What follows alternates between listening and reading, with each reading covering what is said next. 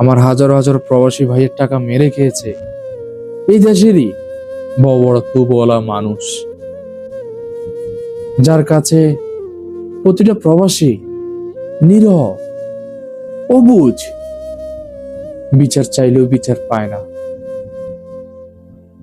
কিন্তু প্রবাসীর কাছে যখন পরিবাররা টাকা চায়, কিরে বাবা টাকা দেসনি কেন,